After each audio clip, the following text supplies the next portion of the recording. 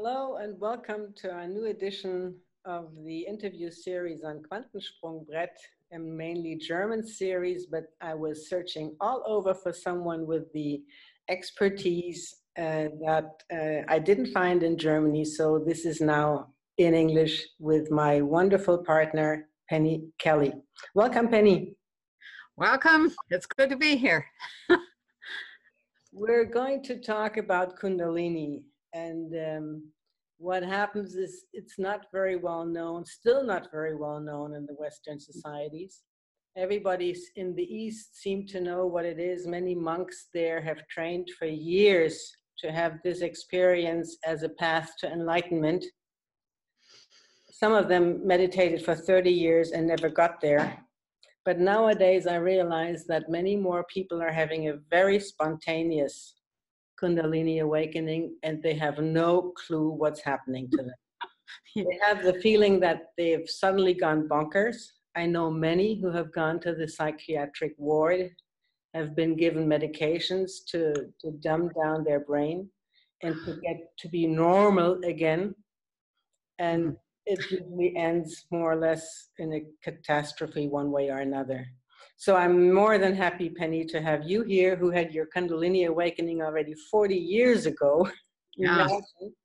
And what I understand is that it took you at least 15 years to really reap the rewards, but you know better than I do. So why don't you tell us a little bit about what happened to you and that long ago and what? Well, I think the best way to start is to say that, like everybody else, I was woefully ignorant about the potential built into the human body. And that potential is activated when energy moves through. And if you run too much energy through a wire, you can burn it up. You can melt it, or if you have a fuse, you blow the fuse, or a circuit breaker, you blow the circuit. So you have to, one of the things that's important to understand about Kundalini is that it's an infusion of tremendously powerful energies that fill the entire system and change your consciousness, change your perception, change your heart rate, your chemistry, your hormones, your digestion.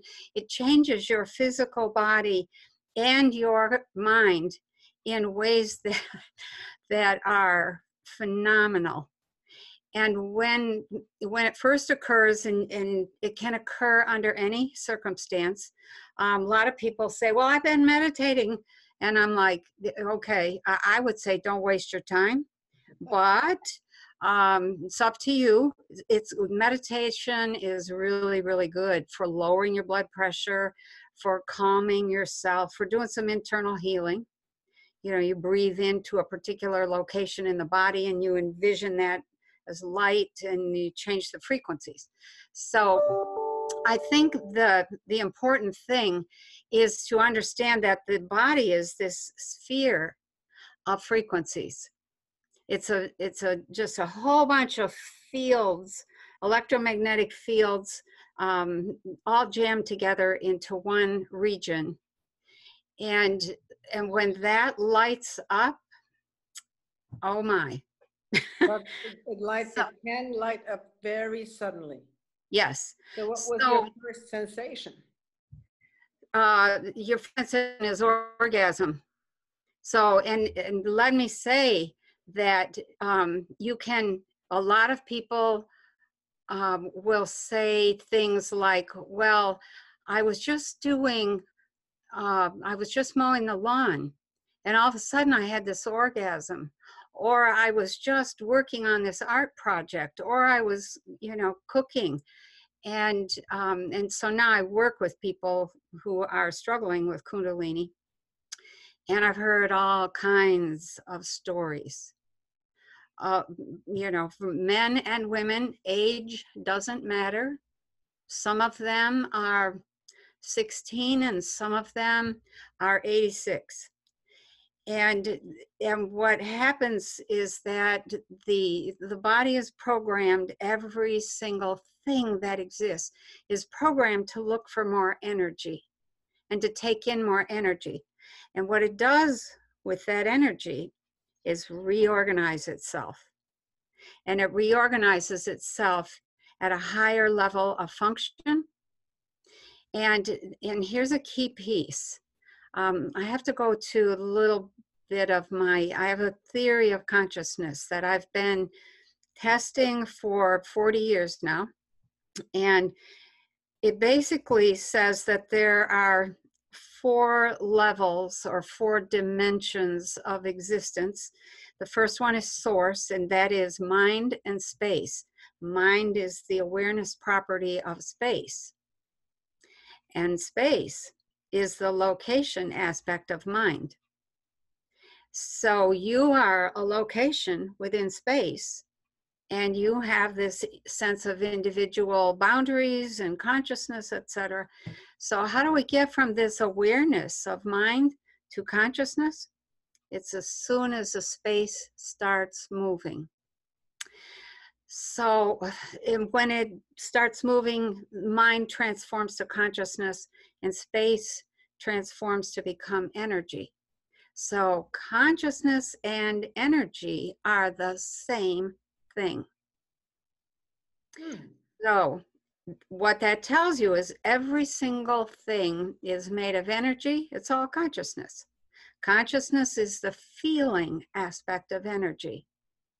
And energy is the motion of consciousness, which gives you a clue as to how powerful you can be if you start to marshal that energy.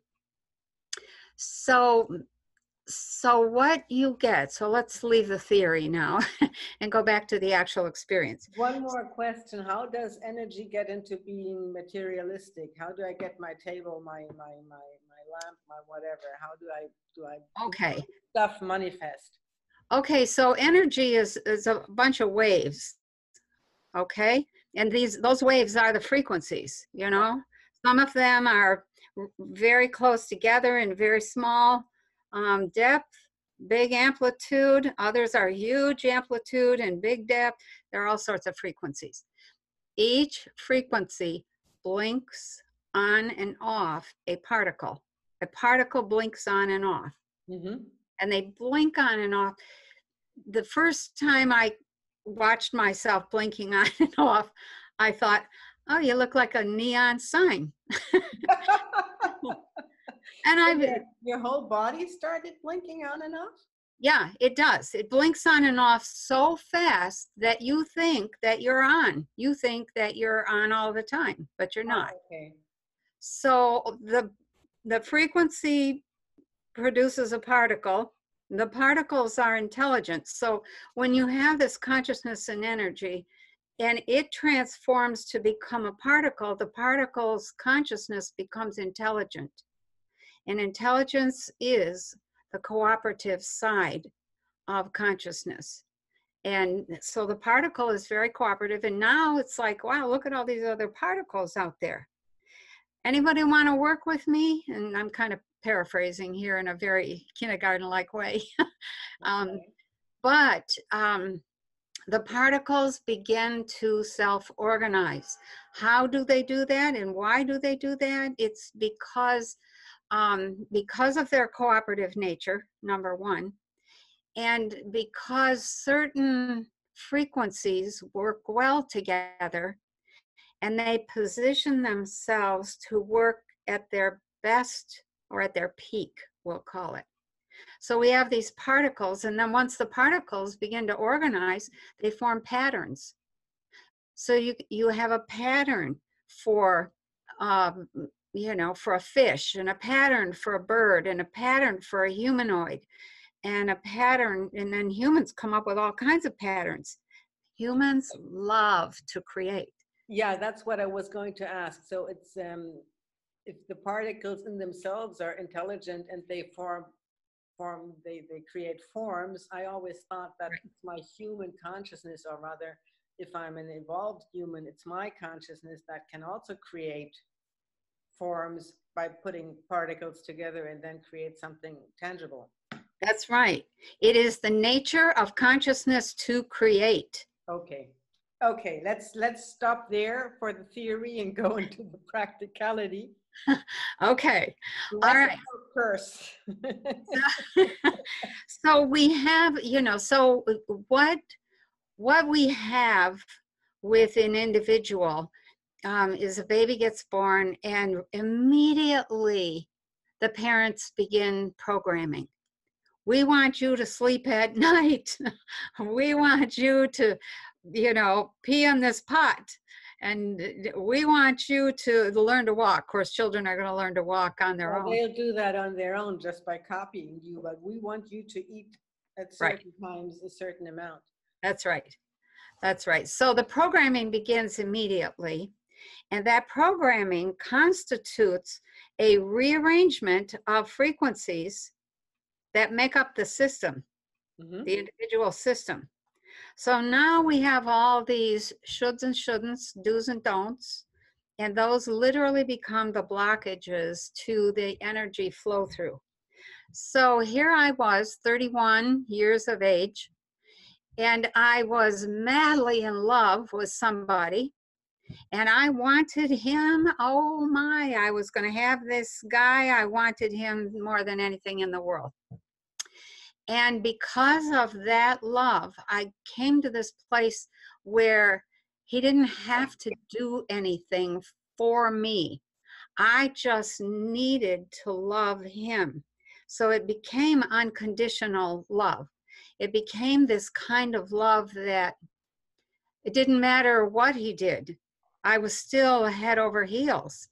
And when you step into that kind of love in which you can't turn it off, and it starts kind of slowly and it builds, and your joy in being with that person is ecstatic.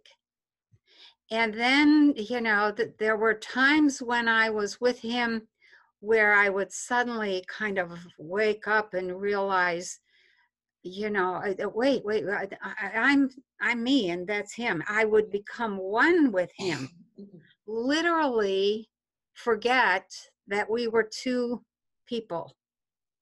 And I was just not paying attention to that. I didn't know that was a sign of approaching Kundalini. And then, one day, one night, got to get personal here. I get into bed and we're going to make love. And we hadn't even gotten started. And I feel this earthquake and I think, oh, wow, we're having an earthquake. And then the next thing is this absolute roaring, rumbling sound. And I think we were right next to an Air Force base. And I thought, oh, the jets, that's got to be one of the jets because the roaring was just tremendous. And then all of a sudden, it was like this freight train moving up through the center of me. And there was probably 7 orgasms right in a row. Just boom, boom, boom, boom, boom, boom, boom, up the body and got to my head, and it blew my consciousness away, and I no longer existed. I was just this, in this field of blackness. There was nothing there except bliss. Absolute and utter, overwhelming, paralyzing bliss, a sense of satisfaction. There was no sense of time. There was no time at all. And I could feel myself expanding. And I was the entire universe. It was so powerful. And I don't know what my body was doing at that moment, but when I kind of came back into the body, my partner said to me, "Are you okay?" And I was like, "Yeah." And I didn't realize that was a full-blown spontaneous Kundalini event. And I just thought it was good sex, boom. You had no idea of what Kundalini was at that time. Never heard of it. Didn't know anything about metaphysics.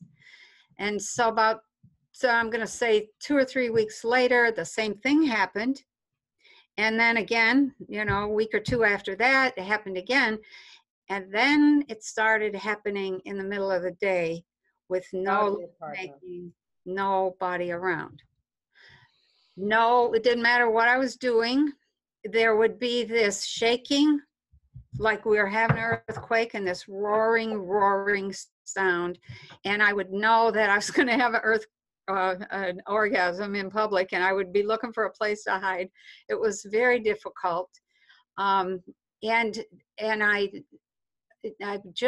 was an engineer for Chrysler at that point, and it was very, very difficult.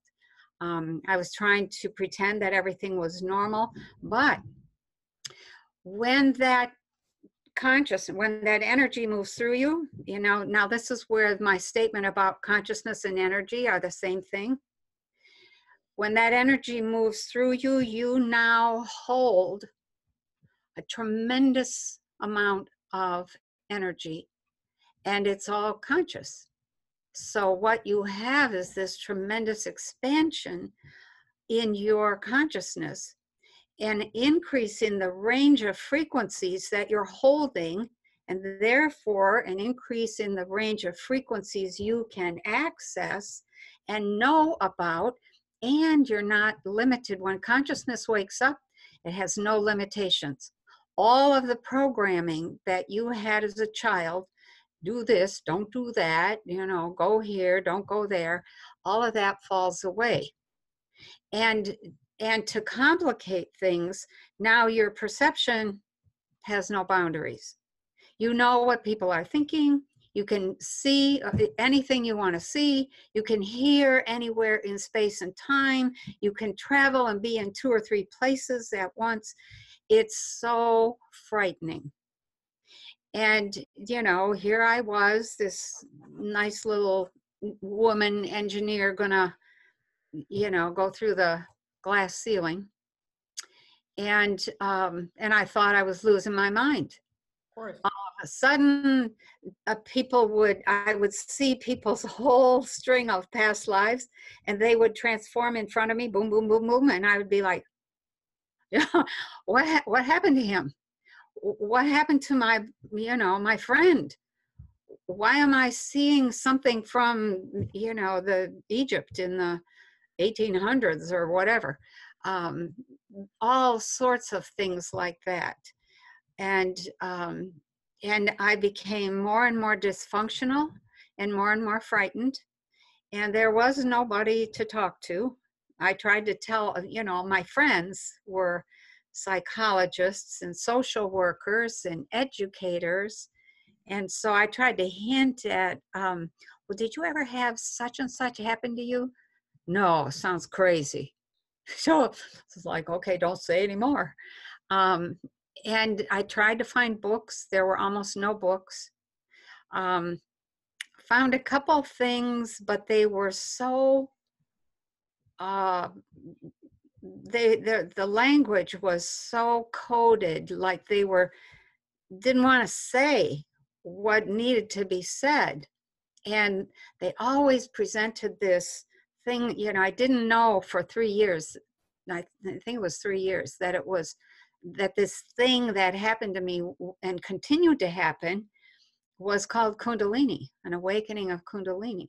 That's the biggest problem still for many people today who happen to have similar or totally different experiences. Friend of mine woke up in the middle of night and had this beautiful choir in his head. So he was searching for where the music came from. Oh, wow. He couldn't find it. And finally he went to his neighbors, and it always came back. And then finally he called the police, and for them to verify that he heard music. Well, there must be somebody doing the music, and then they just chained him up and put him into the psychiatry, locked him up because he was obviously crazy. You know, that is the music of your own energy system that you hear. When I first heard mine, I was stunned.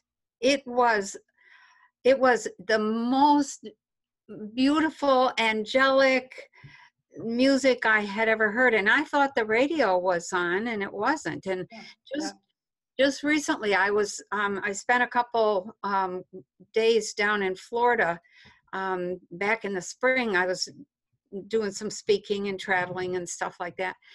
And so I'm staying with a friend, and every morning at 6:30, I hear this incredible music.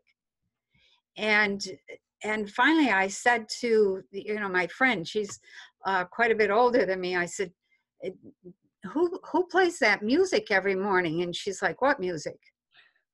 And I said, that music, did you hear that music? I think it's coming from the house next door. And she is like, no, I don't think so. So we ended up getting up just to see if there was music. We actually went outside. No, there's no music. You heard it, but she couldn't.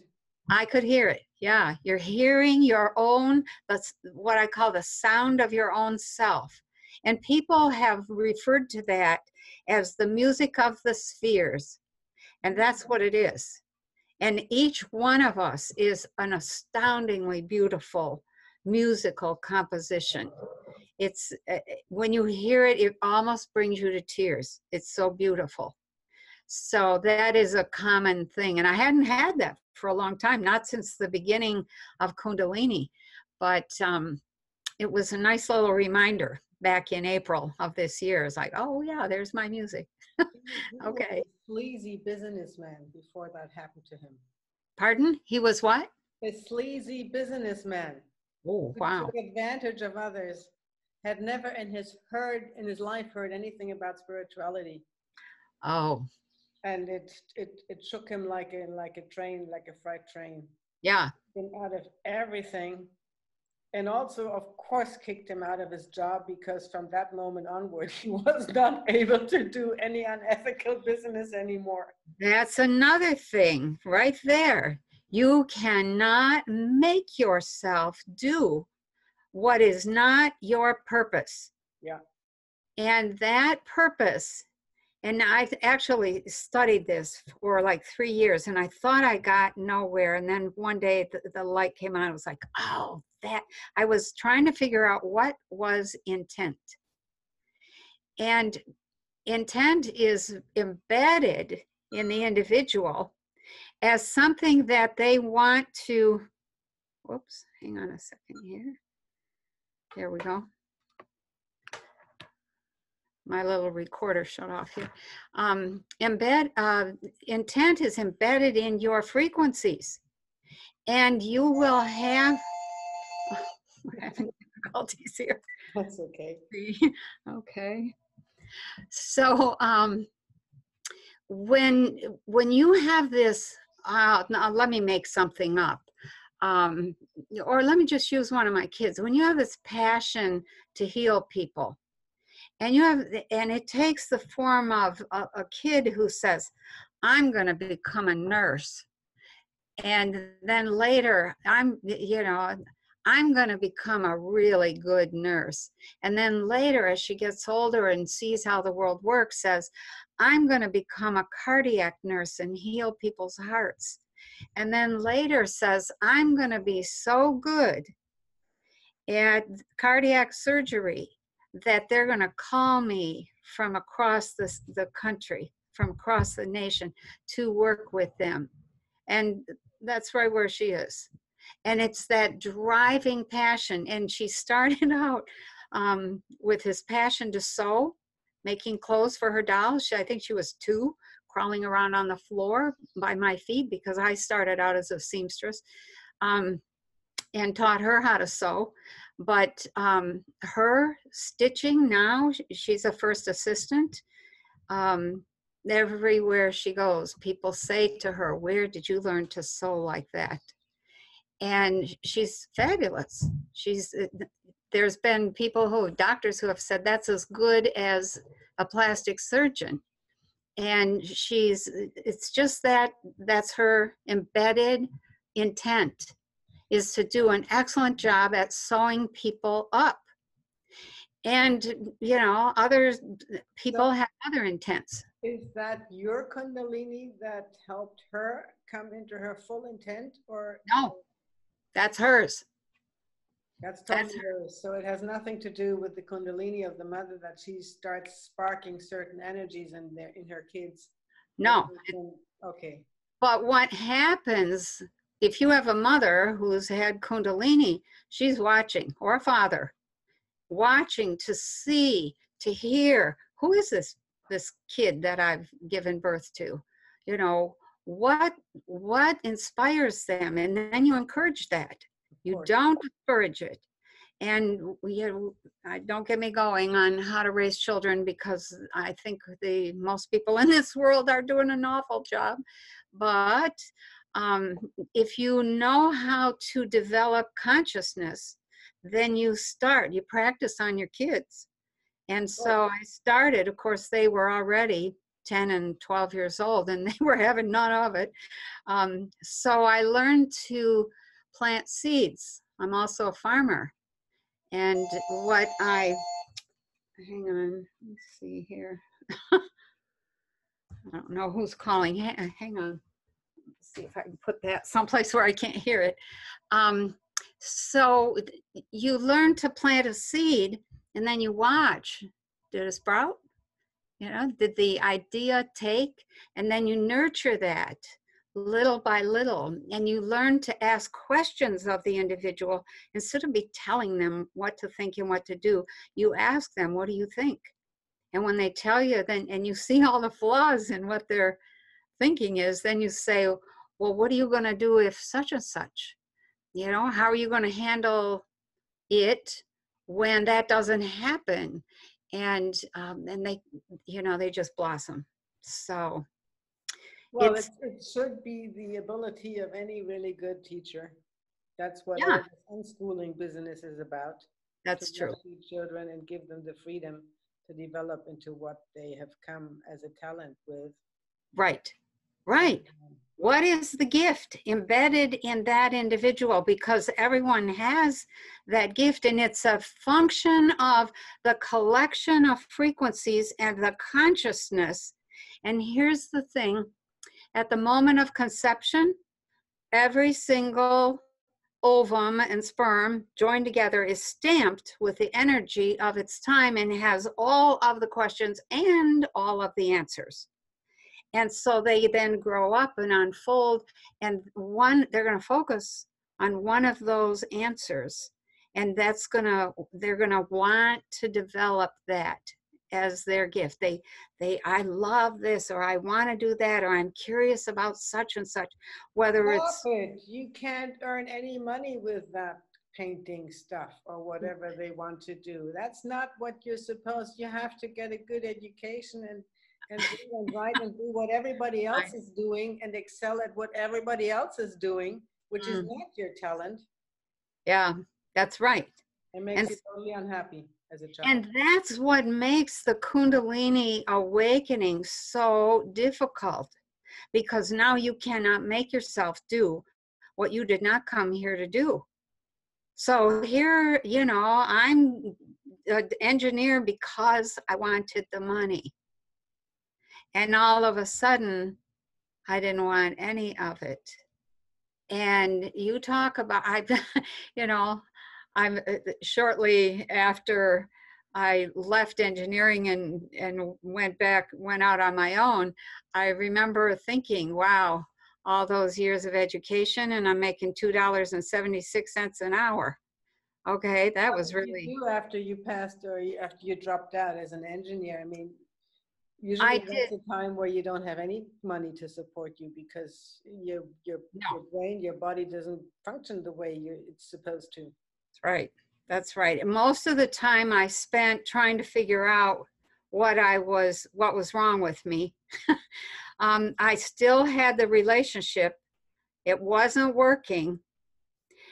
And eventually, after I stayed at home for a year and just hid in the house because I couldn't figure out how to control my perception. But then finally, I went out and got a little part-time job.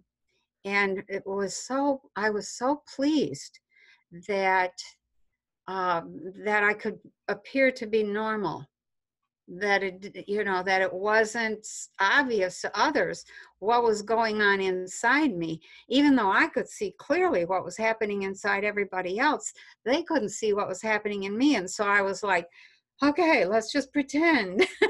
We'll pretend everything is ordinary. And and under the cover of pretending to be ordinary, I used all of my engineering and science skills, which is simple, you know, observe, make a hypothesis, test your hypothesis.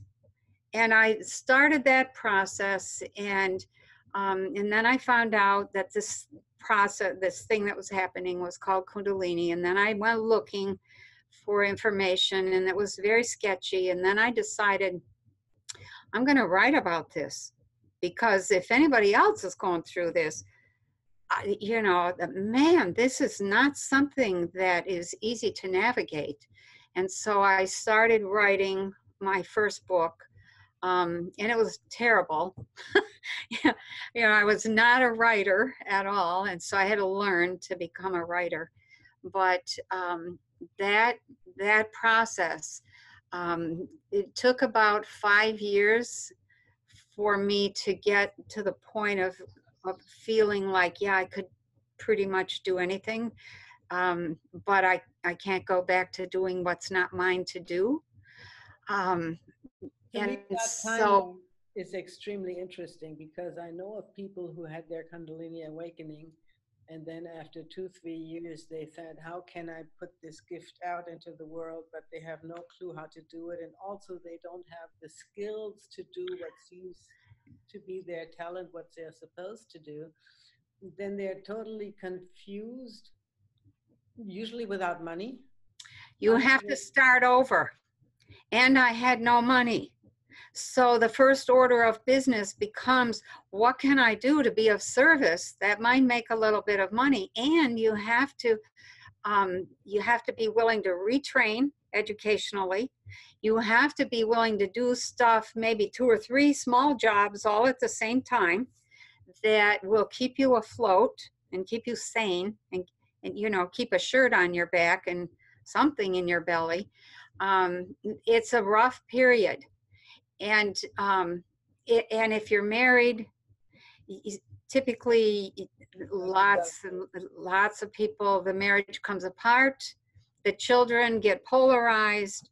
You know, the person who's awake gets demonized by the one who didn't wake up, and it becomes a really hard thing. But here's the thing, you know, all that happened to me, but I made a decision early on that, especially after the breakup of this great love, and I was trying to figure out, what am I going to do with all this love?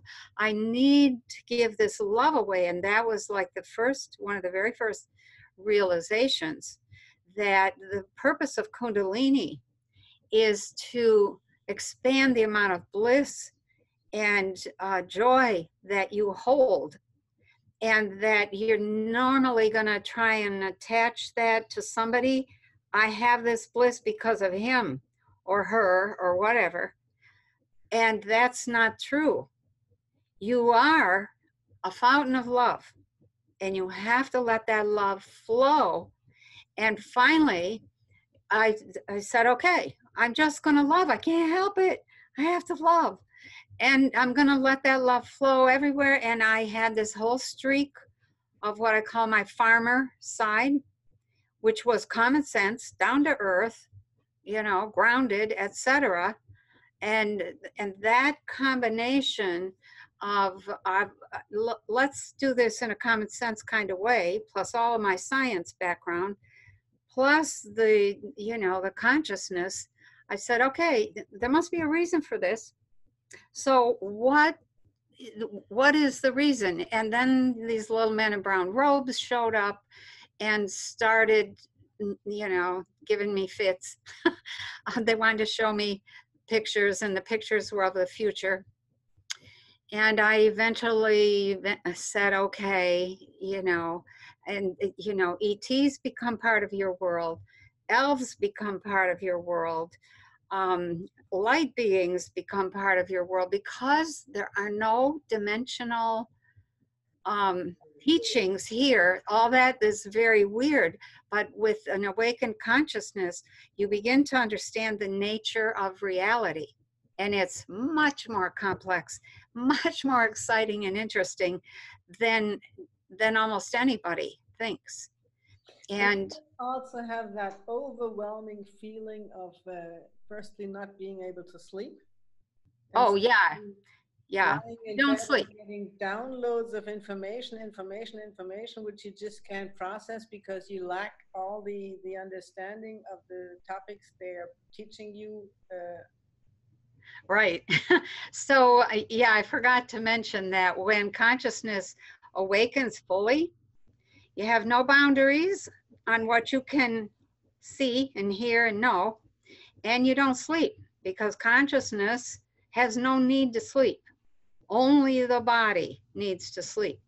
And so, you know, you'd go to bed. I would go to bed every night, and I would put my, you know, put my body to bed. And after an hour or two, I would think, ah, well, um, and I would slide out of the body and go up and sit on the roof all night and watch what happened in the world. Well, I learned a lot about what happens at night with animals, and I could see the fish in the bay. It was amazing.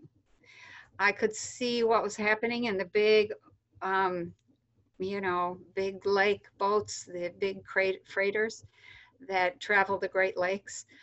They would be going by, and it was astounding.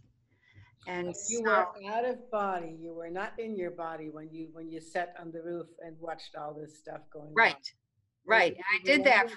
I did obviously that. you remembered it perfectly when you Yeah, went back into your body. yeah.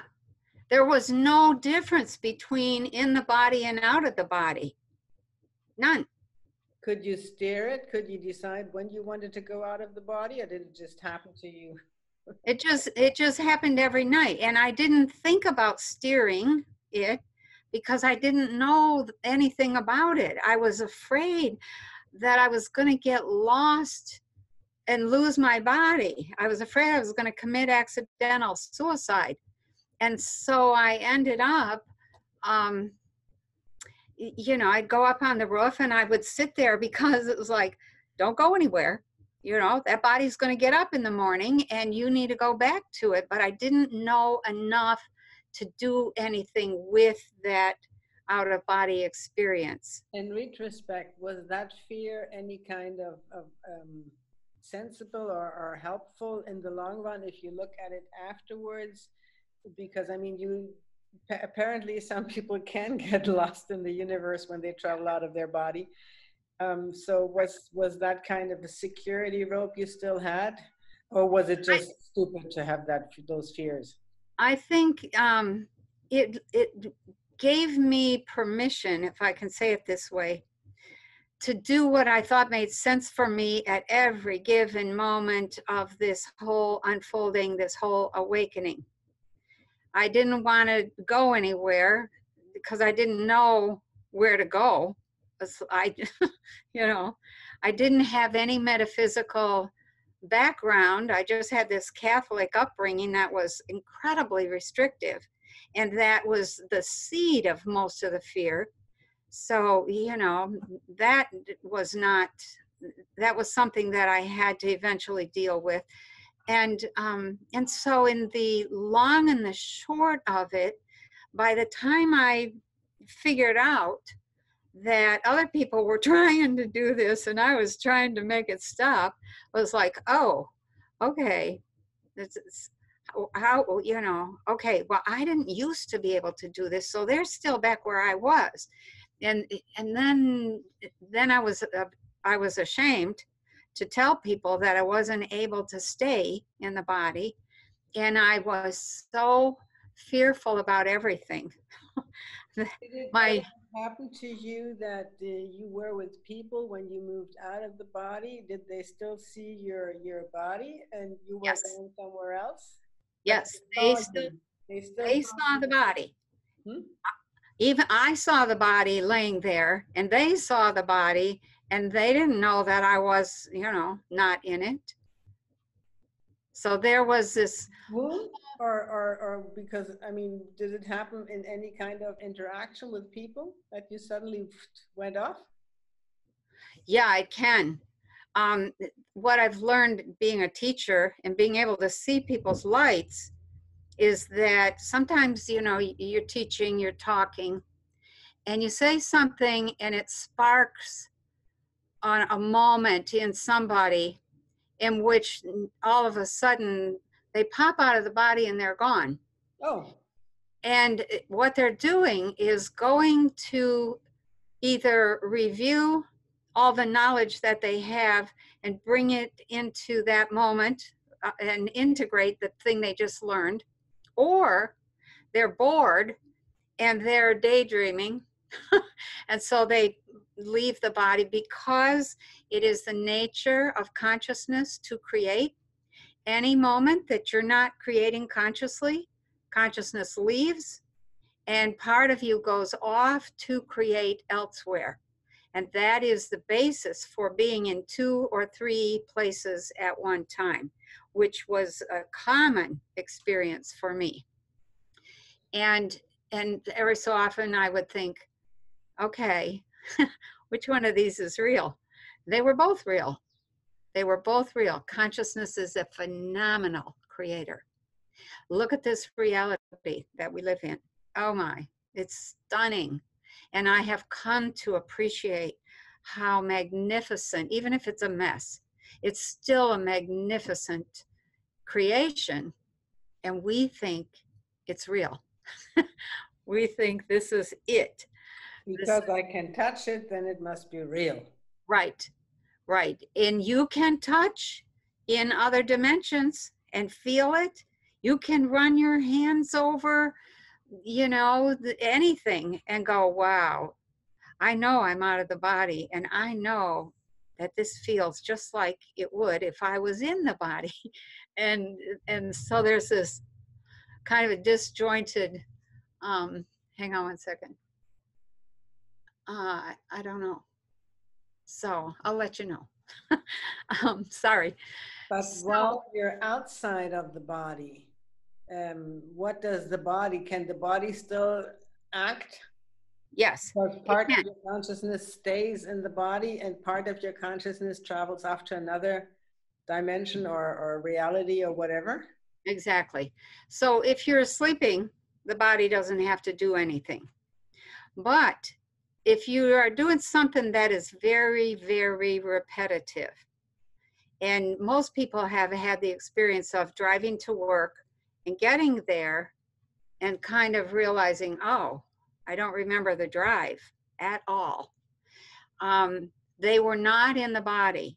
They've made that drive so many times, they are on automatic. Yeah, the subconscious takes over because Right, it's so trained right. to do it. And so you just follow your pattern at that moment. Now, if a truck hits you, you may never see that truck coming, and you you can end up dead. And they'll say, oh, she never saw it coming. But if let's say you're in an active situation, and you'll see this with little kids, and there's some conversation going on. If there'll be these moments where the individual just has this real short, tiny freeze, and the eyes kind of open really wide, and they don't breathe for that moment. And that's a moment where the individual is stepped out in order to do something or imagine something. And here's one of the things about those kinds of moments. And I think this is really, really important. When we do not create what we would love to live in, something that engages us all the way through, and calls for everything we've got to give. Then what happens is we go through the motions of the everyday, but we keep on going over here to imagine, well, what would that be like? Or imagine this, or imagine that. And every time you do that, you create an alternate version of yourself, and that self steals a little bit of energy from you. Mm-hmm. And so over time, as we age, if we don't stay present, then we lose energy. We lose literally pieces of ourselves. And those pieces then grow and develop on their own. They may or may not go anywhere. They just keep repeating the same thing over and over. Whatever you imagined yourself to be doing, it gets repeated over and over. So what you have to do as you develop consciousness is go back and retrieve all of those pieces of yourself, all of that energy, and you have to get yourself in a pile again and bring all that energy back. That sounds difficult. I mean, you have to be aware that you lost something. That's right. That's true. And when you don't have the energy to do what you used to do when you were 20, right there's your first clue that you have lost something. You've lost energy. You've literally lost some of your frequencies and sent them over there to do or to imagine that's doing something. But the power to create is so unknown and misunderstood that we don't realize we're literally creating every time we have those imaginary moments. Kind of a Walter Mitty moment. There is a difference between those imaginary moments and those times when you actually left your body and were playing in a different reality. Not really. The only difference is the duration and the amount of focus and power you bring to the moment when you are out of the body. When you send your consciousness over there, you're out of the body. When you imagine, something happening, then you are out of the body. And let's imagine that you're a famous ice skater and you want to skate in the Olympics. So one of the disciplines you have to do is imagine yourself executing this perfect skate routine. And what literally happens is that at the moment you're going to do that in the Olympics, you shift into that body because she has the perfect routine. And you carry out the routine, and then you smile and bow. And that's what we do when we heal. We build another body, new food, new people, new job, new routines, new exercise. You're literally building another body, and then you slip into that and say, I'm all better. But that new body is still in this, what we call Earth reality. It's an exact duplicate. So and you placing yourself here. Okay, yes, you're bringing that self into this reality. So how do I avoid that I lose energy into these other bodies, which are not going to perfect themselves in a way that I want to bring them back, that I want to exchange what I had to what I now have? That's good. That's a good point. Yeah, when you don't want to, well, let me say two things. You have to bring them back, and that's kind of a little ritual ceremony that you have to do. And if you don't want to create those in the first place, the only thing you can do is be totally present, moment to moment to moment, with whatever is in front of you. And so you don't have any of these excursions that go off into other dimensions to create. But that sounds counterproductive if I am an ice skater and I want to go to the Olympics and I stay present and present and present and I still stumble through the ice and I fall down. Yeah. I don't use my imagination to perfect it. So To me, Right. what do I do? I mean, go to a new perfect place, or stay present here, which everybody says is what you're supposed to do. Okay, but when you bring that perfect skater and merge that into yourself, and you view the world through her eyes and her experience and her muscular development, then it's, you have merged that self. You haven't lost anything. So we have so little understanding of the true nature of reality. And I think that some of the powers that be have a very good understanding of that, of the nature of reality, and they're using that all kinds of ways that are not very good. What we need to do as individuals is understand and utilize that the way we would like to utilize it. And the ice skater, or the healed body that doesn't have cancer or that doesn't have asthma, that's the perfect way to use it. So you just build another body, and then you view the world through.